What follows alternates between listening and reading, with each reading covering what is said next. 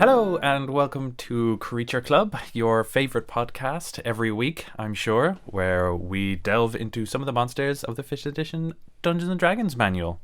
Only some of them. Only some of them. Nope. You know who you are.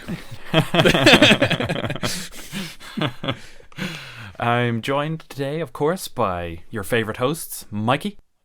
I hope we're their favourite hosts. Yes, we are. They don't get a choice in the matter. We're definitely their favourites. And the wonderful Daniel. I am the best host. Ooh, I am the contentious. strong. Leave your comments down below. No, don't. Oh, please don't start that fight. This isn't a fight that anyone wants to have. Indeed. That's the one thing we don't need on this show. Competitiveness. No. But as you heard last week, we had our lovely Beholder episode, and today we'll be delving into the Death Tyrant. Spooky. Spoopy, indeed. Yeah. He is a spooky looking guy. So this is Yes. like Beholder's Part 2 Yeah. Electric Tyrant. That doesn't work. Are you making an electric No, Are it you doesn't making an work. electric It doesn't boogaloo work. joke? I'm backing out. Yeah, Where's the ejector on this? yeah, it's right there underneath your Oh my seat. God. There you go. I could have made a clunking noise in my chair, but I didn't want to mock the audio. Yeah, that's gonna. I'll be a bit of a bitch to edit. So anyway, yeah, if you're actually just hopping with this one, as we mentioned, this is Beholder's Part 2. Yeah. The episode before this is Beholder's Part 1, so if you haven't listened to it, maybe you should listen to that one first, because Strongly we kind encourage of... it, yeah. Yeah, because we're going to kind of build on top of that one, Yes, exactly, yeah. for this episode. We're going to be working on top of the ideas, and we're going to mention stuff that is already written for both of them. Yeah. And for people who have listened to the last episode, we're going to try to avoid repeating ourselves too much. So this is sort of for, you've listened to Beholders and now you want to hear about the Death Tyrant. And we've already kind of covered everything that's in, everything they have in common. We'll sort of skip over a little bit and focus on what they have that's different and maybe how it can be used differently. This is for you wonderful, dedicated listeners. Not that you new listeners aren't wonderful. You're our wonderful new listeners. If you're a new listener, hello, how are you? How's it going? Listen to the other episode first, please. Now get out. Sorry. Cool. No, don't worry. It's fine. We'll just wait for them. Oh yeah, we'll wait. Just pause. You don't need to pause. We'll wait. No, we'll wait. We'll give I said we'll wait. Yeah, how long is it? About like an hour? It's like an hour and a Yeah, half. it's like so we'll it's wait about that an long. hour. Well, it's Sorry fine. about that. So the Death Tyrant, you guys. So what do we know about this guy? Any bits of Real world history. not really real world history? Because I'd say it's a Beholder, so they are solely a D&D creation, I think. But when did they pop up? Do you guys know? Which were they also day one or kind of first edition? Tim, you know a little bit. I know a little bit more than is revealed in the old monster manual. And you know a little bit more than me as well. So. Oh. Probably more than me, yeah. I mean, I wouldn't be So, surprised. in the 3rd edition, the Forgotten Realms campaign setting by the Wizards of the Coast, they were introduced in that. So we have them in one of the not very often played of editions of Dungeons and Dragons. Yeah. It was kind of glossed over as not a particularly effective or fun one, I believe. It was very... there was a lot of rules, and they were kind of inelegant, which is why they moved on kind of quickly to 3.5, which tried to sort of make it a little easier to play. Did Pathfinder come from 3 or 3.5? It came from 3.5. It was a response to... I'm sorry if you're expecting Beholders. Don't worry, we'll get there. It was a response to 4th edition. So 4th edition, if you don't know, was very different to other editions of Dungeons & Dragons. And some people didn't like that. And the people who didn't like that made Pathfinder, which is very much inspired by the old games. In fact, interestingly enough, if you look at some of the very early stuff from Pathfinder, it is basically just 3.5. There's almost no difference, aside from like some kind of like basically common house rules folded into the main game. I think I have a core rule book of 3.5 somewhere in my house, actually. Cool. So I might kick that out at some point. Take it out for a spin. Yeah, no monsters though. Some of the best things that we seem to have gotten out of the old 3rd and 3.5 and 3.75 or 4.1 editions are some of the monsters, obviously, because the concepts I think are kind of easier to get across in newer editions. Yeah, So if you have I get that. a failed system, they will probably have introduced some nice new monsters, such as the Death Tyrant, and those will basically be adaptable by whoever wants to adapt them.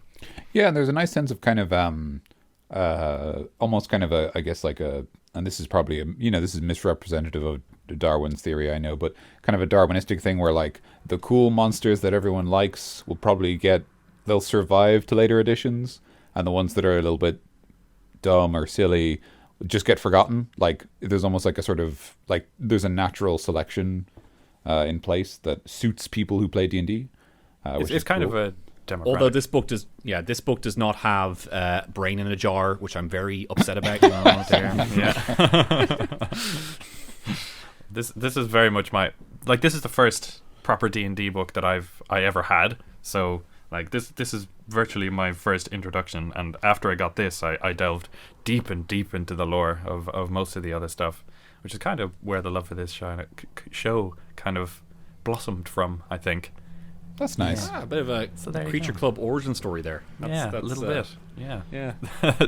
This episode's going to be not called the Death Tyrant. It's going to be Tim's origin story. It's going to all be flashbacks. It's extremely important. We have to learn about our characters. Yeah. Anyway. So the Death Tyrant in third edition, I think is a little different from what I read, and I didn't read that much. I just skimmed.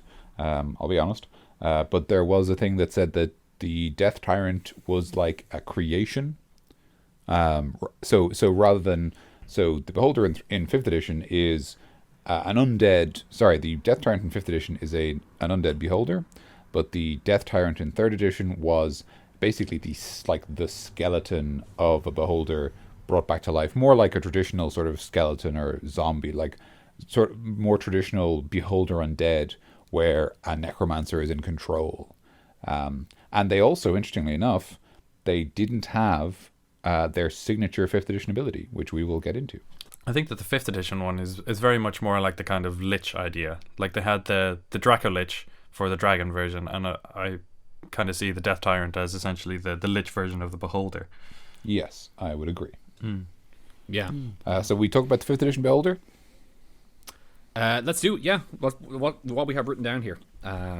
It's a skeleton. It's the skeleton of a Beholder, and its eye stalks have been replaced with glowing points of light, including its central eye, which represent where its eyes would be.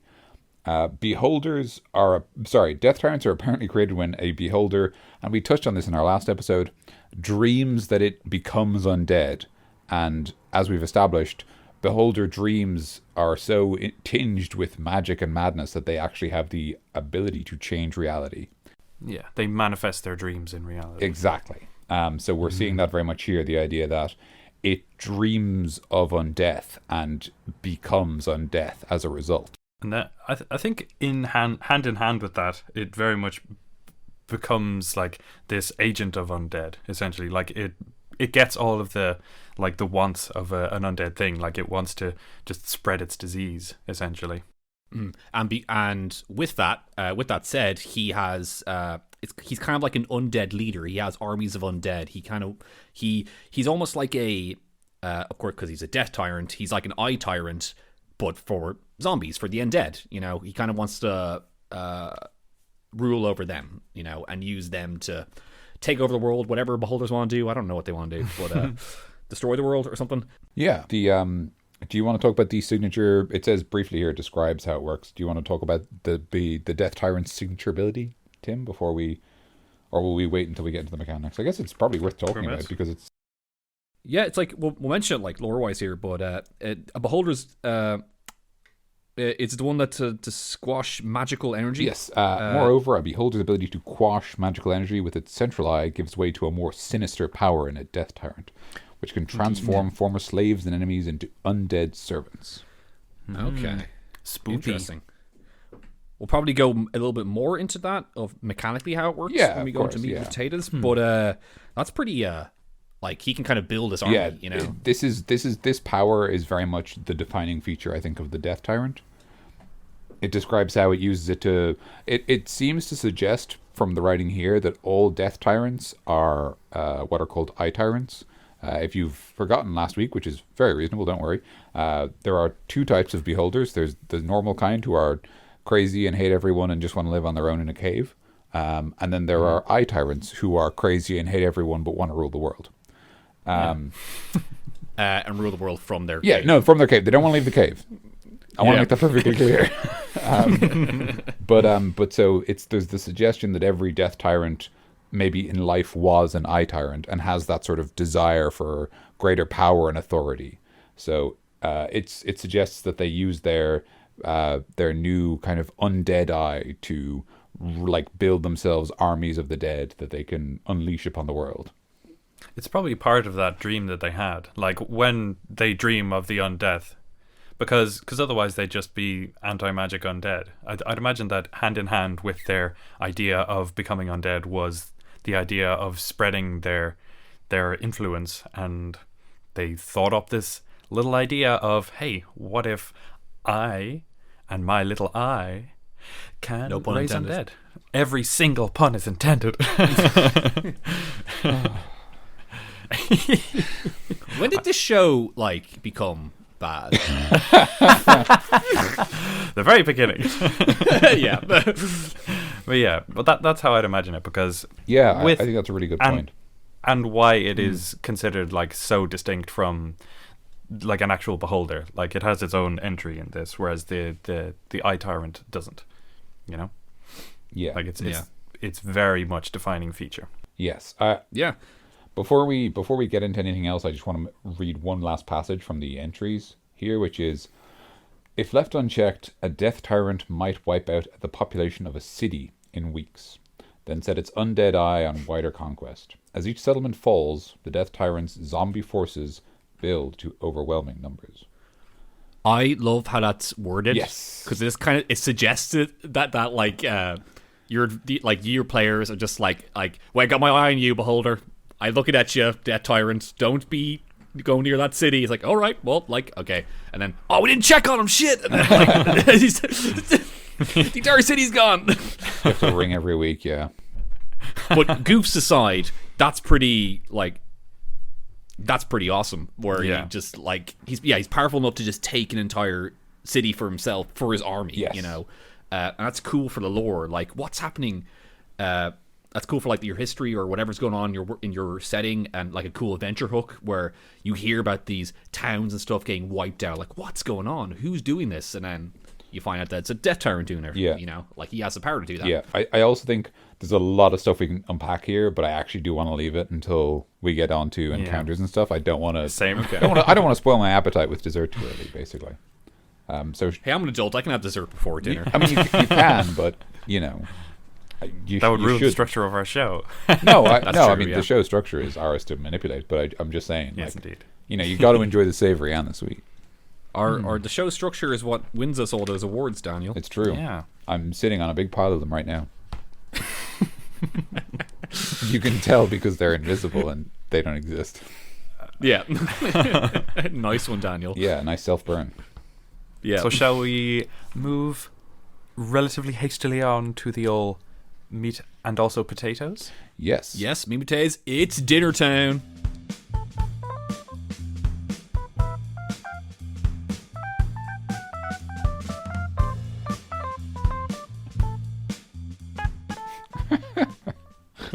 I think we need a Dinner Town theme. I think we need a new theme just for Dinner Town.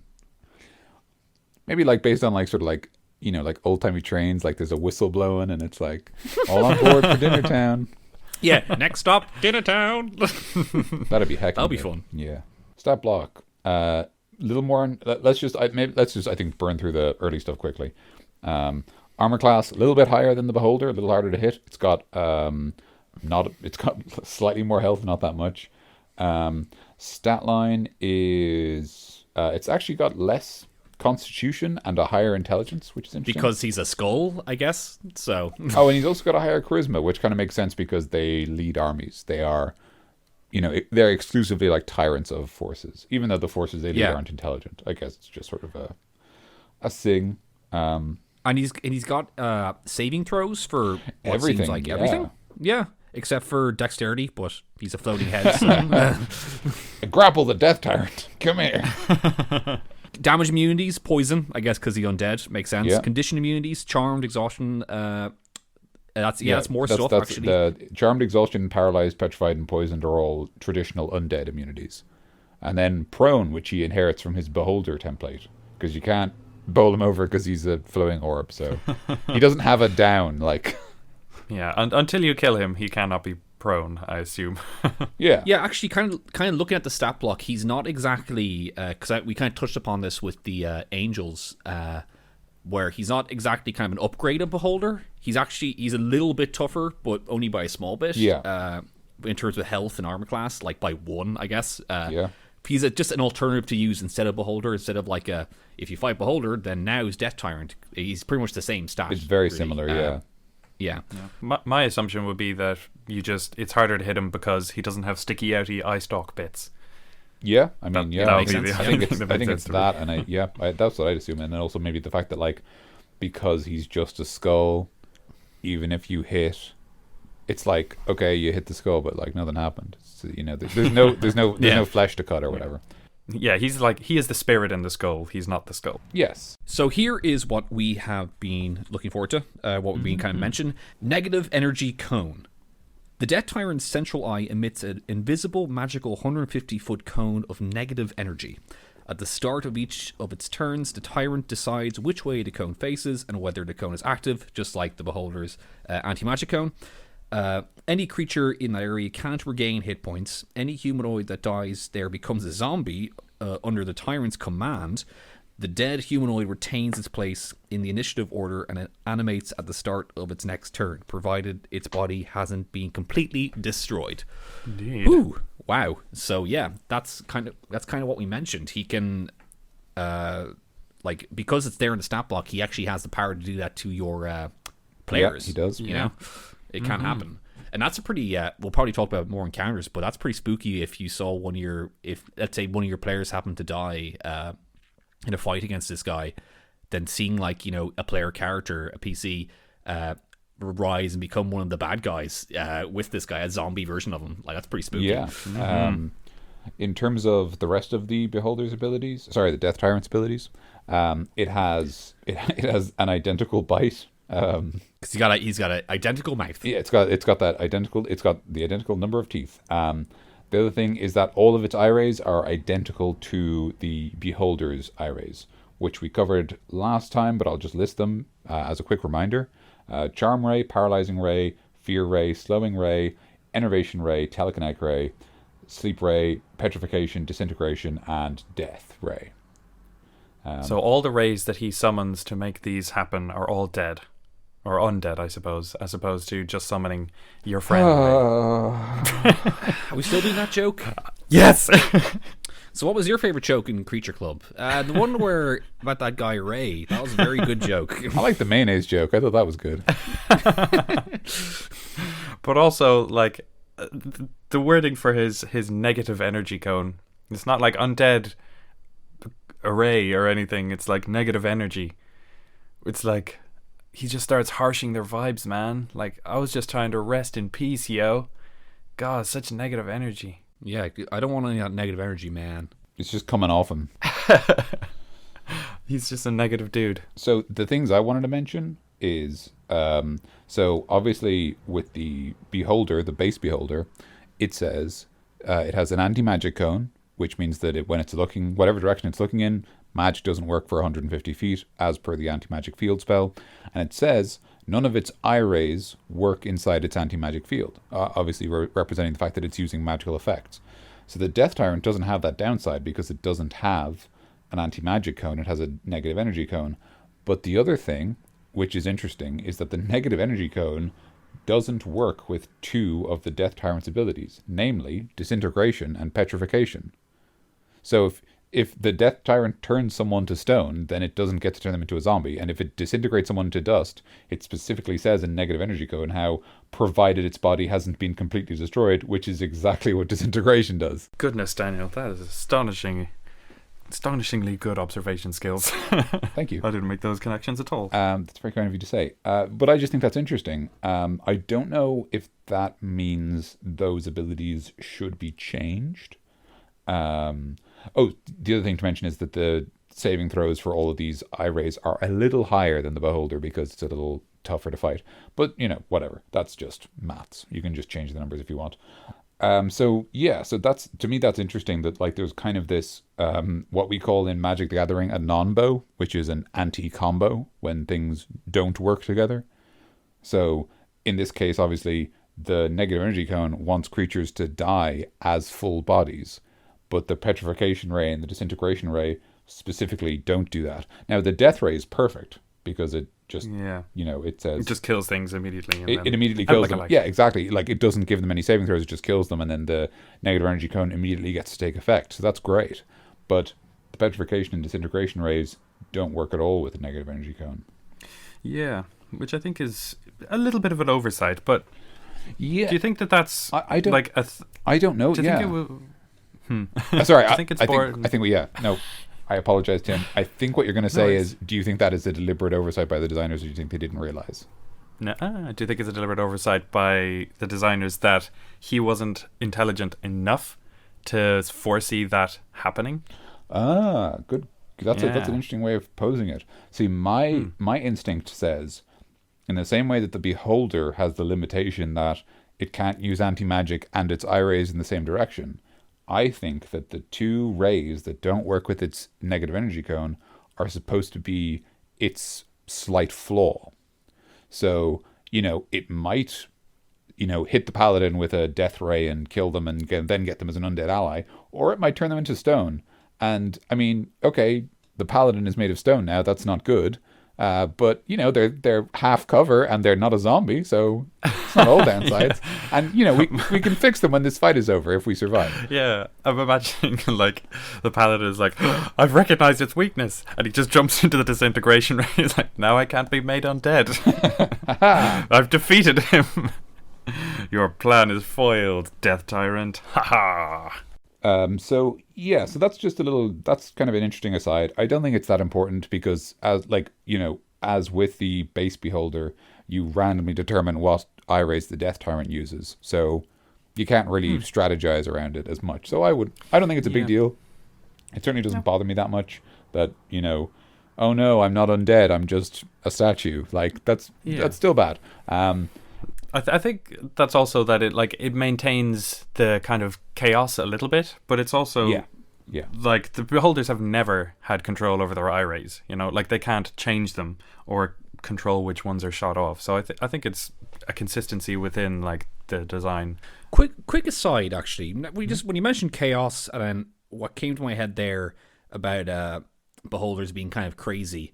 They're like in here anyway. It says they're lawful evil. Yeah, this just kind of goes really against of what we've kind of been mentioning about. Well, what I'd say is think about it like this: they're mad, but they're not insane. They're just paranoid and self-serving. So and like if anything breaks their normality, that is their law, then they are against it essentially. Yeah, exactly. Like they are. Yeah. They're not like lawful in the sense that they obey anyone else's rules. It's more like they have a structure because it gives them security. Yeah, because they are so paranoid about everything. Okay, yeah. That might be a way to look at it. Because I agree. It's a little bit strange. So that's what I'd always say is alignment's strange. That's a concept. The other thing I wanted to talk about was negative energy. So negative energy negative and positive energies have been things in D&D for a very long time. We touched on them very briefly back in the Angel episode, where one of the Devas was able to travel between the different energy planes, and they're kind of they're weird. But the important thing to remember really is that the two kinds of energy are positive and negative, and positive is like life energy, and negative is death energy. They're pretty similar in that way to radiant and necrotic.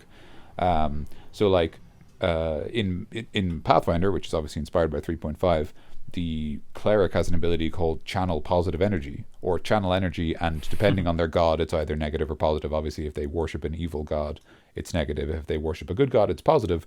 And how that works is, if I'm a cleric and I channel positive energy, I heal all creatures nearby, and the important distinction is that it says all living creatures, so it doesn't distinguish between allies and enemies because it's basically pure life. But it also damages undead, and the opposite is true for negative energy. So negative energy heals all undead, but damages all living creatures. So it distinguishes between life and undeath, but death is still kind of final. It recognizes that like undeath is like the opposite of life. Exactly, yeah. Like it doesn't like bring dead creatures back to life, it just heals the undead.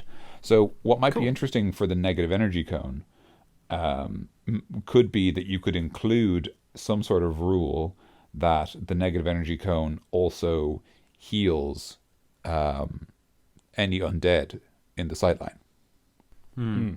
And if you have his jabronis that are exactly. hanging out with him, he can heal them, and it makes the fight a little bit longer and tougher. So yeah, I mean, I don't know how much, or if I might say that you might simplify it, and rather than have it be healing, you might say that any undead allies in the negative energy cone get some bonus like advantage on Constitution saving throws or something like that to represent that they have this enhanced energy.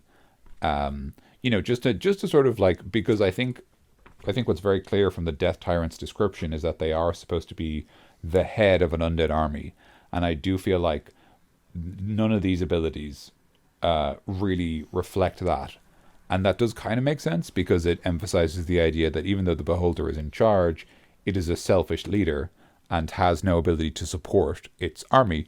But it might be interesting if you said that like the negative energy cone heals the undead or gives them a buff of some kind, lets them, hit better or whatever it might be. But just think about that, because it might be an interesting way to make it feel more like they are a cohesive unit. Yeah.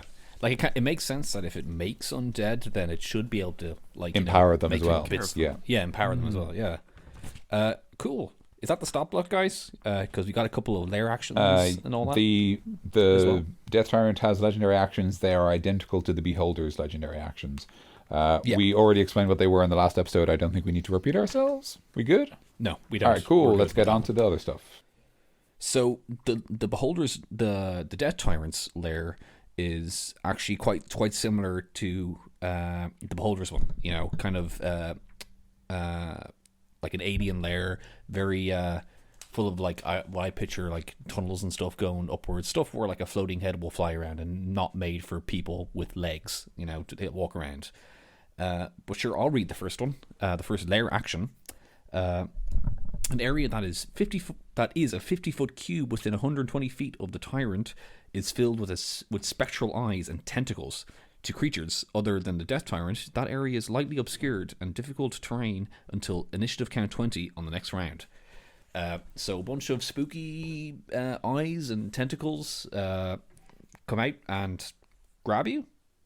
I'll say that. The first time I read that, I remembered Gimli in the extended editions of Lord of the Rings walking through the ghostly area. He's just just waving them away and just like running a little bit like that. That's what I would try to describe to my players. Yeah, say, do you remember Gimli? You're Gimli right now. Like imagine you're Gimli right now. Now you're in the caves. The way it's shot and all that. Yeah, but actually, because I mentioned to the guys before this that was I kind of wanted something like that for the other Beholder, but now it's for the Death Tyrant, so that's cool. That's fine. So yeah, like a nice simple one. But next one, when do you guys do it? I'll do it. I should. Oh, go ahead, Daniel. Haha! I have hijacked this boat. So this is very similar to the one in the Beholders. Lair actions: walls sprout spectral appendages until initiative count 20 on the round after next, so that's 2 rounds. Any creature, including one on the ethereal plane. Hey, I got you, ethereal plane players. Take this. That is hostile to the tyrant. So that's interesting, actually. That is hostile to the tyrant and starts its turn within 10 feet of a wall. Must succeed on a dexterity saving throw or be grappled. and you can escape using the normal methods.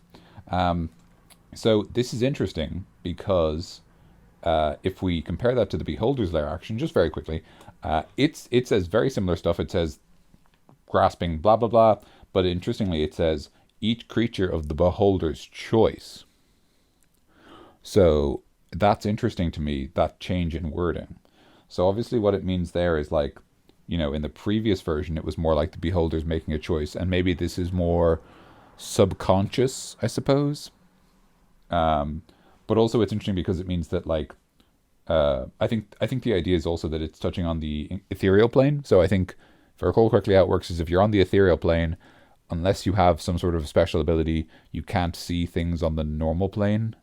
But if you're in the ethereal plane, you can see things on the normal plane. So you can't see ethereal stuff when you're in the normal plane. Yeah, you're basically a spirit or a specter you're or like a ghost. Yeah, exactly. You're like kind of ghostly. So I think the reason it says any creature hostile is because obviously the Death Tyrant by default cannot see creatures in the ethereal plane. But they could still have hostile intent, and so this ability still catches them.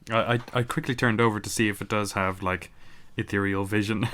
True sight or whatever, I think. Yeah, true sight. But it only has dark vision and passive perception 22, which is still pretty impressive. It's good. Yeah, you can't sneak up. You can't sneak up in this guy. Yeah. Okay, Tim, take us home. The last of the lair actions for the Death Tyrant is that a spectral eye opens in the air at a point within 50 feet of the tyrant.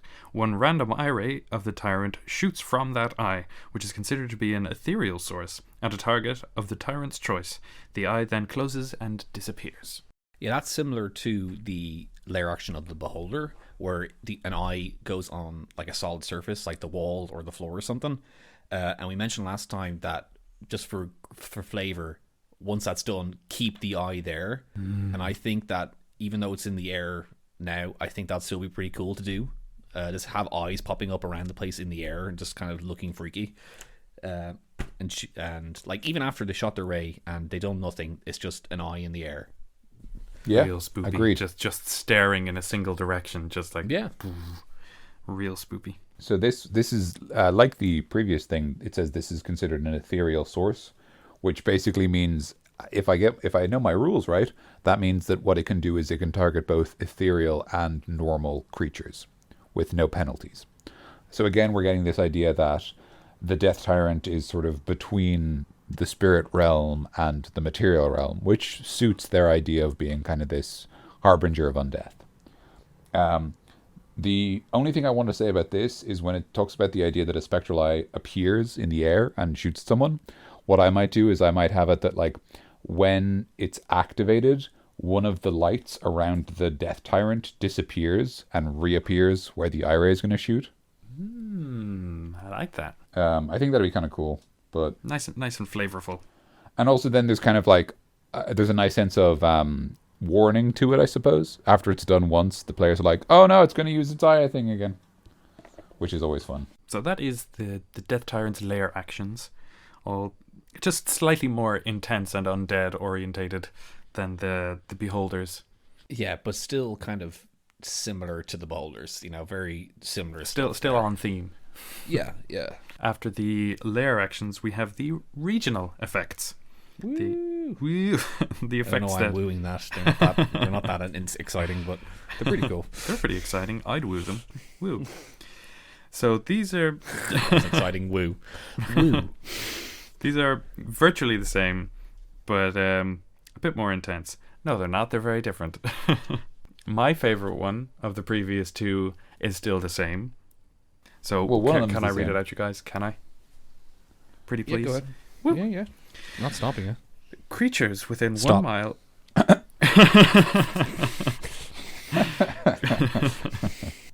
So, creatures within 1 mile of the tyrant's lair sometimes feel as if they're being watched, even when they aren't. Which is a real spoopy, causing its paranoia to leak into the world. I love it. Yeah, we mentioned this last time, but you can kind of have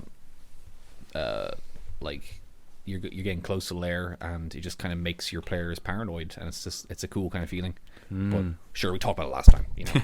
We did, yeah. And it's literally unchanged, other than the word tyrant has replaced the word beholder. But yeah, I mean, it's still very appropriate. It suits the kind of like ocular nature of the beholder family. Yes, the Watcher kind of thing. Yeah, exactly. So the other power is very different and very hostile for a regional effect. Extremely. When a creature hostile to the tyrant and aware of its existence finishes a long rest within 1 mile of the tyrant's lair, roll a d20 for that creature. On a roll of 10 or lower, the creature is subjected to 1 random eye ray of the tyrant. Yep. Wow. That's a lair action. That should be a lair action, not a regional effect. Yeah, it's very weird. Yeah. It's kind of funny because like the intention behind it is kind of clear. Like, so when it says when a creature hostile to the tyrant and aware of its existence, the idea is that you can have the tyrant be somewhere for a while and the players aren't threatened by it until they find out it exists, which makes perfect sense, right? You don't want your level 3 party getting blasted with disintegration rays, just because they're near the tower of whatever, Amon-Ra or whatever. And they're like, what is happening? Which is very reasonable. But it is kind of funny because there's almost an element of like, if you went up to a town guardsman, you're like, there's a Death Tyrant in that hill, you know that? And like now they're going to get hit by eye rays. And they just have to immediately leave town without falling asleep. Yeah, that's a good example of DM bullshit, but in the book. Yeah, obviously, yeah, exactly. You get hit by an eye ray when you're sleeping because you know it exists, I guess. But I think it's pretty reasonable because it's within like 1 mile of the lair, which is very, very close. It's like the party are basically preparing to attack, like they're sitting outside the cave, like ready to kill this thing. And then you're just like, you wake up refreshed and ready, and then suddenly rolls 5d20, rolls 5 under 10, and then everybody gets hit by a big ol' eye ray. Everyone gets death ray and they just all die. And it's just the best campaign ever. Yep, that's what happens. That's what you get, everyone.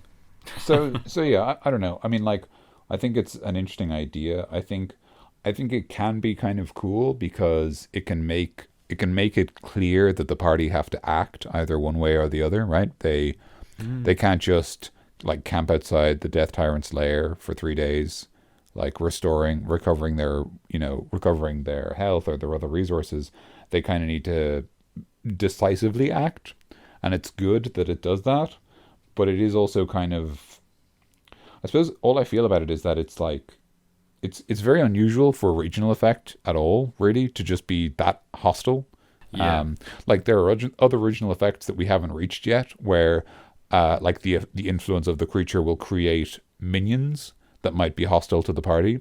But even that's kind of indirect because there's actually separate monsters attacking you. Like this is literally like, I mean, this is just, you are attacked. You are somewhere and then you are attacked. It doesn't matter like where you are or what you're doing. You are just attacked by something. Yeah. I think a cool flavor thing that came in my head where if it's because it says long rest, maybe one of your characters has like a dream sequence or something, and a beholder or the Death Tyrant's chasing after him and shoots him with an eye ray. And then it's like, and he wakes up like, nightmare. And then he's actually hit by it. He's actually damaged. It was also a dream. That's kind of a cool flavor. That's a good way to do it as well, because you could even use that dream sequence as a way of giving the player hints, like about the lair, right? Like maybe they're in the actual lair of the beholder or the Death Tyrant, and they know a little bit more about how the lair works.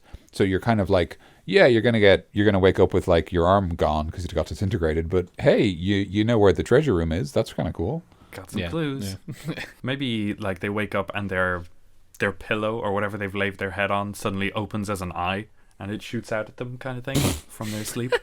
Just to like shoots its head. Hey, where's Steve? He's decapitated over there. Geez. He's over there. His head turned to stone. He's over there and there and there. If I were to make a suggestion for just a hard change to this power, what I might change it to is rather than just being like you get hit with a random eye ray, which the beholder could do, make it something that only the Death Tyrant could do. So be like, 1d10 zombies rise during the night and attack you. Like, you know? And for a high-level party, 1d10 zombies, it's fine. Like, it's not much. But it can be threatening, and the fact that they're there lets you know something is up. Yeah. You know what I mean? Like it and also it adds that like you don't get a full long rest. It kind of takes away a bit of health for like the inevitable dungeon that you're going into, and it just kind of makes the encounter with the Death Tyrant just a little bit tougher, you know, in the end. Yeah, exactly. Like you can use it as a tough encounter if you want to challenge your party, but even if you just want to use it as like a really traditional regional effect, i.e. it's so low level compared to where they're at in the game that it's basically harmless, but it still gives them a sense for how it does what a regional effect does, which is tell you clearly this creature is so powerful and so evil that it is changing the world around it. Mm-hmm. You know, like there is so much negative energy around this layer that like the dead just rise and come for you, and they're not even controlled by the Death Tyrant. They literally are just awake now and hungry. Yeah, because I think actually building on what you said, Dan, and like a good regional effect, like a simple one and like a not too tough one, will be that like a mile or a couple miles from its lair, zombies are just walking around. They're just around. Absolutely, you know, they're roaming the place. So you know that once you get closer, like, oh, there's some zombies. He must be near, you know, because they're just near the negative energy. You know, the closer you get to the beholder, the more zombies are around. Yeah, so. And like you could even increase the number of other undead, and you know, if you wanted to sort of hammer home that idea of like it being a regional thing, you could even say that like the nearby villages refuse to bury their dead within that area because they just get a bad feeling from it, and they know they're not supposed to. They don't necessarily know like, oh, there's a Death Tyrant that does the like, they don't know any of that. They're just like, no, like my dad always taught me don't bury your dead around there, and I know not to do that. Yeah, and that's a good like a sneak peek to our encounters, but that can be like what happens when you bury your dead. There's like, oh well, no, what happens when you bury your dead? There's like, oh well, it is told that they rise from their graves when they're in this cursed area, and it's like, oh, what's up with that? And then so your players go out and they investigate it, and then bam, a Death Tyrant is there all along. So there you go. That's a good little adventure hook there. Actually, we just made. Yeah. Okay. So I guess now we're doing the encounter section. So okay, let's just do the music now. Then cue that jingle. Dive both feet into the dessert. Don't put your feet in my dessert. Second time I've made that joke.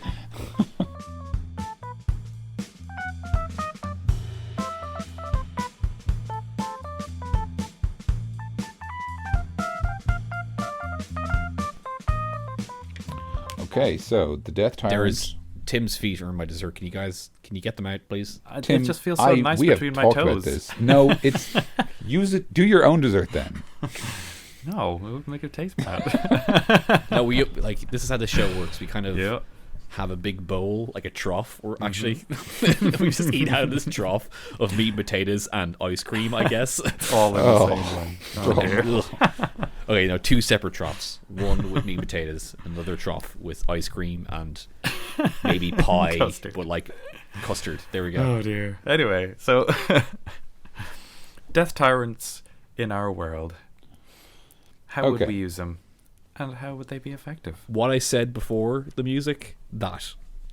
Cool. I want to do that. I think I'd have a little bit of issue with the Death Tyrant, personally, because the idea behind him is that his eye ray is what raises the dead. Yes. And he takes over an entire city, right? Yes.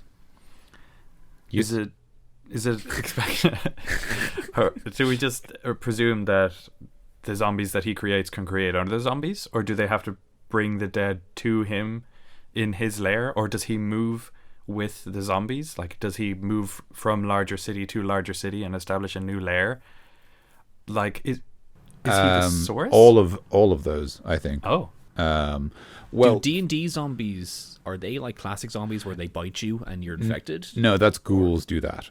Well, I could be wrong, and if you know I'm wrong, feel free to correct me in comments. But my understanding is, we'll get to zombies much later. So we'll get to zombies much later, and we'll get to ghouls a little bit closer. So my understanding is that zombies in D&D are just like undead meat bags that you just squash. I think they might have some kind of disease, but I don't think they can turn you into zombies. But ghouls, their thing is that they turn you into zombies. Their thing is that they eat corpses, and the corpses they eat become zombies, if I recall correctly. Or maybe it's the corpses they don't eat become zombies, and the corpses they eat just become food. Just because I'm curious, I'm just gonna sure. a couple pages here actually. I think that my primary issue with the whole layer idea is that, like, in my head, like, a layer becomes affected by the beholder because they've been there for so long. Like, his mind battles nature until, like, he asserts his mind's dominance over the area, and then it becomes this essential, like, pocket of chaos, like, that is his own mind. And for him to be the, like, traveling tyrant, like the general at the front of the army that is creating these hordes, kind of goes against the layer idea, I think. Yeah, no, I can understand that. I think that it's more about what stage the beholder is at. Or the Death Tyrant, I suppose. I mean, they're all beholders. But my understanding is that the idea is that, and this is actually something I wanted to talk about, my understanding is that the Death Tyrant inhabits a lair until it has enough power to conquer something bigger than its lair. So the Death Tyrant has, like an abandoned keep or an old mine or just some natural caverns that it's dug into, and the humanoids that were already there, it has changed to zombies because it just needs a corpse. There's no rule on how long they need to be dead for. They just need to be a corpse, and everything that's not alive is a corpse, you know? So it's like, it's, as long as it can find a supply of corpses, it can make more undead. And it has perfect control over all of the undead it creates, or at least that's implied. So there's no reason to believe that it couldn't send them out to retrieve bodies. There's obviously the, like, zombies and like unintelligent undead are not smart, but they can follow orders. So if they're told, go to this graveyard and pull all the bodies out of the ground and bring them back, the zombies will do that. I mean, as far as my understanding goes. So maybe, like, as he recruits more zombies, maybe as he grabs more zombies and pulls them into his influence, like, he becomes more powerful and has more influence over the world around him. Like, once he has, I don't know, like, he sits in a city, and then once he's converted that entire city, he has enough power to essentially move the, like, influence that is, like, his lair and the regional effects with him. Or like his lair isn't exactly like a mile. Maybe he, like, leaves a trail of this kind of undead influence behind him, which I think is kind of cool. Which might be a way for people to track him. Like, there'll probably be, like, a linear trail between, like, city to city to city, and maybe if they have, like, a cartographer, they can, like, have a chat with him and draw the lines and like have the pins in the map with strings. And then they'll draw an X on the next one that's going to be attacked, and I have to go there and warn them. Yeah. Thanks for that, Daniel. I just came up with a cool new idea for the Death Tyrant. There's an adventure for you. So yeah. So as far as so I just wanted to correct myself. The rules actually say that the creature has to die while the Death Tyrant is looking at it. I don't think I wouldn't do that. I'd just say the Death Tyrant looks at a corpse, and the corpse becomes a zombie, and it is the Death Tyrant's zombie. Because I think that's way cooler. And I also think there's a nice kind of power source there, right? Like, if you know there's a Death Tyrant nearby, and maybe you're not powerful enough to fight it yet, but you know it needs corpses, and you're like, well, there's a graveyard nearby, and you know, well, the sensible thing to do is probably to burn all the bodies, you know, get rid of its supply. But then you're, you know, digging up the dead, like, is that okay? Does the paladin in the party have a problem with it? Does the local church let you dig up the dead? If, like, you know, do you need to prove to them that this is a threat? Like, and what if you can't do that in time? And what if this Death Tyrant shows up with, like, this horde of undead at its back and just, you know, oh, I've just got a new regiment because there's a whole village buried here, you know? Like, and now you're like, shit, there's twice as many zombies as there was before. Or maybe you're like, okay, well, we know the Death Tyrant's going to come to this cemetery to get the bodies. Let's set a trap, right? And now you start to thinking about like, how can we trap them? What different tools can we take advantage of? Stuff like that. Like, so I think that I think it's more interesting to say that the Death Tyrant can transform any corpse into a zombie. I might also add that it can I might also add that it could raise skeletons as well, because it is skeletal. It's weird that it wouldn't use them. I'd say for that, I'd put like a little caveat in it that they can't actually raise them from like a holy cemetery, because the positive energy of a holy cemetery would probably negate the ability of a negative energy. So like he tries and he goes in, and like maybe that's why people tend to bury their people in these holy cemeteries beside churches, because that will be a place that, you know, people never quite, you know, turned undead. It's a place of powerful positive influence. And so, like, the dead are rested well there. Like, they are laid perfectly to rest in these cemeteries. I don't know if 5th edition has many spells for it, but certainly in Pathfinder, because it has a lot more things like that. It has rules to do with, you know, cemeteries being holy ground and them and it being harder to raise dead. And it even talks about how, like, if you cover a body in holy water, it is harder to turn into a zombie because it has this like positive influence on it. So you could implement all of those kind of rules as like soft lore rules in your setting and say like, well, obviously, like, you know, this is sanctified ground, so it's more difficult to raise the dead. It might even be impossible. And it might be interesting if, for example, you know, the Beholder, the Death Tyrant even, is powerful enough to enter the cemetery, but its minions aren't, because it's sanctified. They are repelled by it. Yeah. So, like, a cemetery would have some resistance to it, but, like, a graveyard, like an unholy place, well, not necessarily, like, not unholy. All I was going to say is, like, evil you know, sense. you could just have abandoned burial grounds. Yeah. But Like there a might graveyard. be... well, graveyard doesn't suggest that it's abandoned, I don't know. You know, there might be like, oh, there's a village here and they've got the church and they've got their, like, you know, burial grounds. But, like, who knows how many abandoned villages there are? Who knows how many, like, fallen, you know, people there? Like, who knows how many wars have been fought? Like, Unmarked graves and all that. Yeah, exactly. Like, one of the sort of core tenets of D&D is always that, like, the world you are in is more ancient than you can imagine. So, like, you know, it might well be the case that, like, that forest near the town was the grounds of an ancient battle, and it's full of soldiers. And, like, nobody knows. Like, one person knows in the village, and they're crazy. So how are you going to get the knowledge out of them, you know? Yeah. It's like, stuff like that. Like, so as far as I'm concerned, like, the Death Tyrant should absolutely... It should basically be, like, its negative energy cone should have as much power to raise the dead as possible. It should basically be on par with a necromancer, because that's what it's supposed to be doing. Like, you know, it even says how, oh, they have to be like dead humanoids, and then it turns them into zombies specifically. But, like, fuck that, you know, like, you know, it's a Death Tyrant, and it's you know, its vanguard of battle are like skeletons riding skeletal horses and like chuckling and making xylophone noises the whole time and stuff like that. Like, you know, do cool shit. Like, you're talking about like a magical skull zombie. Like, fuck the rules. Just do whatever sounds awesome.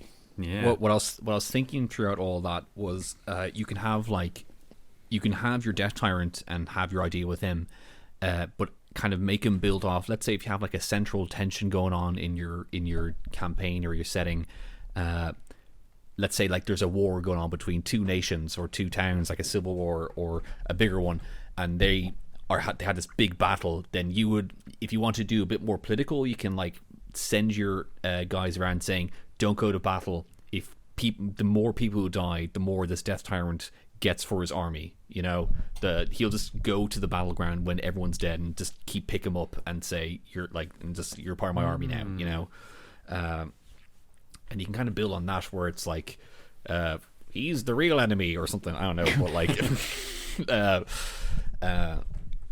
like kind of make reasons for him to get like a huge army, you know, and try and stop that in a way that, instead of just like going up to a bunch of zombies and just fighting the zombies is pretty cool, but sometimes your players don't want to always do that, Yeah, you gotta give them something a little bigger to aim at, Yeah, maybe a little bit bigger. Fighting zombies is a worthy cause, but if It you're is, not yeah, dealing but with the after source, after the 10th zombie that your players have to fight, then I'd say they might get just maybe a little bit bored. But, I don't know. maybe a little bit. What do I know? You've been a player and a DM for many years. I trust your judgment. Not many years, but a couple. Many thousands 100 of years. 100 bajillion years. So the other thing I really want to talk about is, I'm sorry. Okay, hang on. That was sort of beholders in our setting. Do we want to talk about fighting a Death Tyrant? Yeah, let's do it. Okay, so I think as before, we'll say that. So I think what is cool about the Death Tyrant is, as we've discussed, there's a better argument for why they might not be in their lair. So obviously the beholder doesn't really ever have a reason to leave their lair. So whenever you're thinking about how the players might fight them, you're almost always thinking about what their lair is like and how it operates. The Death Tyrant, I think we've already established that, like, you could, as an alternative, you could also have it take place during, a siege. Forces of undead are at the walls of the city. They're being led by the Death Tyrant. Kill the Death Tyrant, the armies die. Or you could, trap them in a graveyard or whatever it might be. But I think all of that would be kind of straightforward, to be honest. Yeah. Well, I suppose that's not a fair way to put it. What I mean is, like, I think that's very contextual. Like, as in, like, I think if you want to set a fight where it's at the walls of a city and they have an army of undead, or it's at a graveyard they're trying to loot, then, the question kind of becomes, well, what's the Death Tyrant want? What allies have they brought? What preparations have the players made? What's the situation surrounding it? And so, like, that's a lot of context. So there's a lot there that I think the DM would be working on that obviously we don't know the specifics of. But I feel like the fight itself would be very similar what we were talking about from the Beholder. Like, an interesting mechanical fight, a bunch of cool little stuff in there, but we've already talked about that before. It's a very fun fight. It's very chaotic, but he's the same as Beholder. So that's really it. Yeah, I agree. Building up to it will be different. He's like, as you said, contextually, he's a much different guy, a different beast altogether. He would be outside his lair a bunch of times if you're playing him in this way of like an undead leader. But the stat block is basically the same.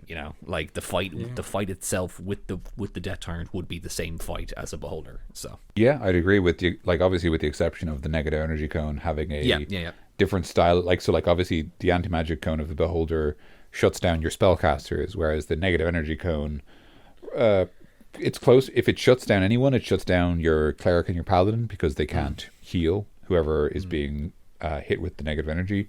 And almost more importantly, anyone who dies, as per maybe the death ray, for example, immediately becomes a zombie. And then, they've lost a party member. It does say how they become a zombie. Like, it doesn't specify. So my assumption would be use the baseline zombie. So there is an element of, when we're like, this is CR 14. If it's in its layer, it's CR 15. The a zombie in that fight is going to be a very small spanner in the works. Small enough that it would just basically not get in the way of the cogs at all. But I'd say, just to give your players a bit more weight in terms of your world, if they turn to a zombie, make that zombie strong. Like, keep the strength the same at least, and if they hit a bit harder than your regular old zombie, Yeah, I mean, I would actually be inclined to agree. I think there's a strong argument that the rising someone to a zombie should in some way use their abilities. So, if you zombify a high level player, then the zombie should be kind of more powerful. And what's cool about that is that it gives the Death Tyrant an incentive to want to kill and zombify high level people. Yeah. Because it knows it'll get better zombies, right? So like we discussed before with it, going to old battlefields and stuff like that, like it might be looking for old heroes to rise. And that's kind of cool. So so the fight's pretty similar. Like the lair actions and the legendary actions are all the same. Basically, it has, as we've said before, it has the identical eye rays to the baseline beholder, so all that's kind of similar. I think we should talk about a little bit more about its lair. Then let's kind of explore that space, because I think there's some cool stuff we can do there. I think if you recall before, I talked about how one thing I'd like to do in a beholder lair is do the floor is made of lava style rule. Because the beholder is always flying. So, in the previous in the baseline beholder, I said the floor could actually be lava. That's a straightforward way to do it. Or it could be like there's just like charmed creatures or angry dogs or like smog that poisons the players. I think with the Death Tyrant, it could just be loads of zombies, like sort of like literally like a zombie movie, like so thick that you just see grasping hands, right? Yeah, and like if you drop down there, then you're done for. They're just grabbing you. It might not even be that you're done for. It might just be like they aren't making it, like what I'd say is like do it kind of like the lair action with the grasping hands, but also you start taking damage because they're like pulling you apart and stuff like that. And it's just like there's just no way out aside from the paladins turn undead or something similar, where like you just need to get rid of these people for a minute because like they're going to tear you apart otherwise.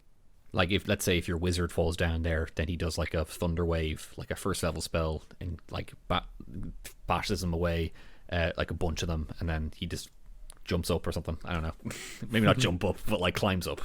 So there is ways of getting out of that, but yeah, that would be cool. I'm not sure how I'd decorate a Death Tyrant's lair. I'd say it's probably the most thematically consistent way to make a Death Tyrant's lair seem Death Tyrant-y over kind of beholdery. But like it's basically beholder plus undead for the lair wise. Yeah, I would love to throw him into like him to make his lair out of like a big tomb or something. Yeah, I see that. Something like like keeping in theme with him, like a necropolis or something. Yeah. Something like that, where he would have like a bunch of bodies to pick from already there. Maybe he's. And this is getting maybe a bit too ridiculous, but like Stop. Maybe second time today, no. But like maybe some other creature with like a psionic influence, like planted the ideas of the powers of lichdom and how these the wizards would become these undead creatures, and he shows them the like these beautiful layers that they'd have, these like columns and stuff, and in its newfound undeath with these new ideas in its head, it carves out its own version of what it was shown by this other creature, whether it's like a god or just like a very powerful like trickster chaotic character person. Like they just build this place in the image of what they saw in their minds, and then they just populate it with whatever undead that they find around the place, just to give it a bit of similar theming kind of thing. Yeah, interesting. Yeah, what would be cool, and sticking with that idea, but also making it beholdery. So set up the layer however you want, but the central chamber is this like massive bowl-shaped room. Sorry, not bowl, more like orb-shaped room, and like the bottom is full of undead or back to lava or something else, but the roof of the room is a massive inverted pyramid. So like this is sort of the lair of the Death Tyrant. It's copied the tombs of the ancient kings that it's seen in its visions, and it wants something more splendid and more grand, but it also wants it to suit a beholder. So rather than it being built into the ground and delving down, it delves up because it can fly. And like that would be a really interesting arena for your party to fight the beholder in. Yeah, and a cool one to describe as a DM. Yeah, absolutely. Very, very cool. I think the only other thing I might add is like one thing that would be a lot of fun if you want to make the Death Tyrant Slayer kind of this would probably make it pretty long, to be honest, but it would be really fucking cool, is if you had it that like they maybe fight the Death Tyrant a few times throughout the dungeon. They encounter it once or twice, maybe in different parts of the dungeon, or they can, depending on how they play. And different rooms in the dungeon. So it's filled its layer with undeath and decay, because that's what it sees everywhere it goes. And what I think would be really cool is like, you know, you're in this room and there's this like massive, like, you know, it's like this huge, like, you know, strange cavern, and like you can't quite make sense of all the like different like ways that all the different paths that lead away from it, and it's all inverted and strange because the beholder flies. But like as you're fighting it, maybe it decides to use its, you know, negative energy cone, and like at the base of this massive room, you know, which maybe you didn't touch the floor because it's covered in zombies, or maybe it's covered in more lava, but there's like these blackened bones, right? Like let's say it's lava, okay? There's these blackened bones, and like the beholder, like, or the Death Tyrant even like fires its, you know, this blast of, you know, evil feeling energy that, you know, drives fear into your hearts even just seeing it. And then like from this lava, this like, you know, skeletal Tyrannosaurus Rex like emerges, and it's like black bones, and it's got like maybe a single fire where like its eyes would be or something like that, and like it just starts breathing fire at you or something like that. Like lots of like that is fucking metal. That is so heavy metal. I love that. please, if you would like that, radical. feel free to steal it. It'd be a lot of fun. But yeah, it's like that's what I suppose I'd say is like, this is supposed to be like a really powerful undead creature. So like make that clear by like, don't give it just like, these are 7 peasants that I turned into zombies. Like anyone can do that. Like a 3rd level player can do that, you know, like that's not impressive. Like make it raise like big angry creatures that are dangerous. Like, we'll get to it when we get to the end of this season, I guess. But Z with zombies, just to kind of give you a little teaser, the last thing on zombies is there's actually a zombie beholder. So what if he, what if he but what if he found some dead beholders that he never liked because they all hate each other, and he actually raised a couple, and he has some zombie beholders on his side. That's I like that. And they're like his sort of, they're like the slaves of this Death Tyrant. And Yeah, that would be it's like proving its superiority. Yeah, Yeah. that's It's very like, cool. like you're always a dick when we were alive. But now I make you wear a stupid hat. exactly. And like, of course, like, you know, zombie T-Rex, like you can do anything because he's super powerful. Like, you know, not everything, not like a zombie dragon because they'd probably be a bit tougher, but like anything beyond reason, you know. Yeah. Or it does raise a zombie dragon, and then it upsets a dragon, and that's how the party find out about it. Oh yeah, okay. The dragon's just like, please get rid of this guy for me. He's the Death Tyrant is using my dead wife as a servant, and I'm not super keen on that. So if you could maybe just go give him a stern talking to, that'd be great. Thing I wanted to talk about, if that's okay.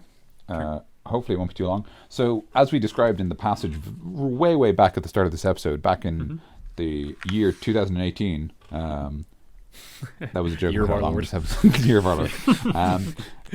It says, as we know, if left unchecked, a Death Tyrant might wipe out the population of a city in weeks, then set its undead eye on wider conquest as each settlement falls, blah, blah, blah, more zombies. What if you're in a setting and that's already happened? Yeah. What if you're like, hey, where is everyone? Oh, I got some bad news for you, buddy. Oh boy. What if you are in a setting where this is in the process of happening, or where this has already happened and it's happened recently, and the Yeah. Death Tyrant is still at the head of this undead army, and the people have fled to the far corners of the world, but like the big cities, the centers of the world are, you know, just zombie citadels. So the only other thing I would mention is that idea of zombies everywhere, blah, blah, blah, is a cool way to set up, if you want to play a Dungeons & Dragons campaign that feels like a zombie survival film. You know, the players are in the ruins of a once great city, and zombies mindlessly roam the streets, and they start out not understanding what's happened.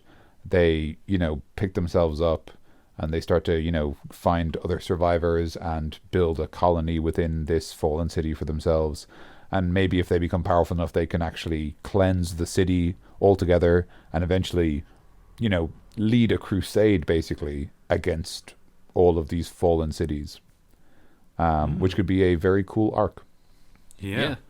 It's kind of remind me of one of the areas in my setting that we kind of talked about called the Grave Wastes, which is kind of like a cross between the Beyond the Wall in Game of Thrones and like Mad Max as well, but we're maybe full of zombies as well.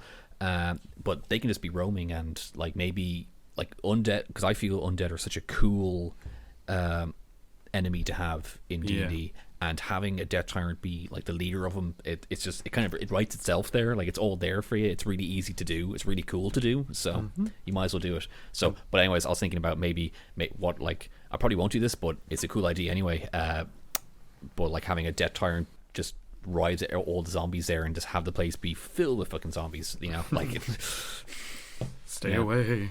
Also, this is maybe something we could talk about in our other podcast, Villain Squad, which it's all the same channel, so you can listen to it if you want.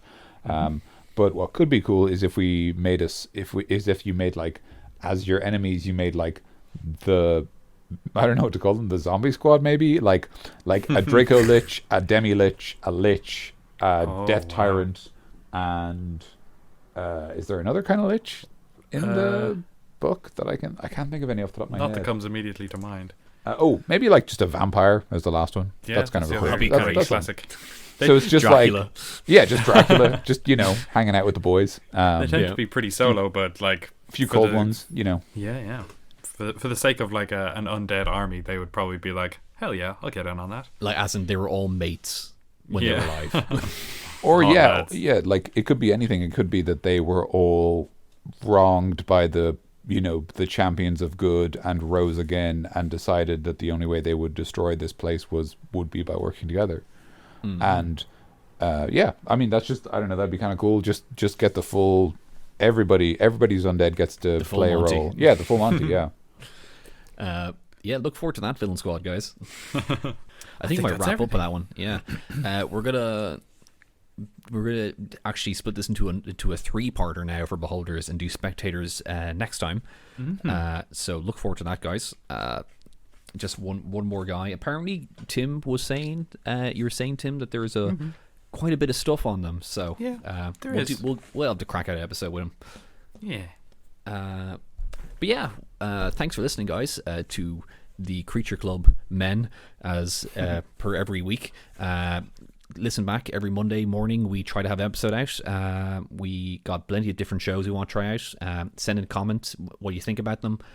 We had Treasure Trove last week. We had Villain Squad we want to do. We have a bunch of other stuff. So let us know if you like them or not. We'll do them if you do. We'll keep doing it if you like them. Send in homebrew, guys. We might do stuff with that. Send in your criticisms, all that crap. What else? What is there? All that good stuff that you already know about. The whole reviews on iTunes and all of those. That's always great. Subscribe to us. We have a Gmail, Creature Club podcast at gmail.com, and then a website, creatureclubpodcast.com, and all that crap. So we're just going to keep on doing this because it's a lot of fun, and we like you guys. Yeah, you guys are actually listening, so that's really cool. But we mention it all the time. But anyways, see you next week, guys. Cool. I have been Mikey. I've been Tim. I've been Tim. You've been Tim, but I'm Tim. No, I apologize. And I have been Tim as well. Stay cool. And I've been DC. I've been a beholder this whole time. Oh, nice. I already said stay cool. Let me see your character sheet. Chaotic Evil. Nice, well done. Chaotic Evil beholder. That's excellent. Oh. That's excellent role playing there. That's really good role playing. Thank you. Right. You might as well say it again. I'm Mikey. Stay cool.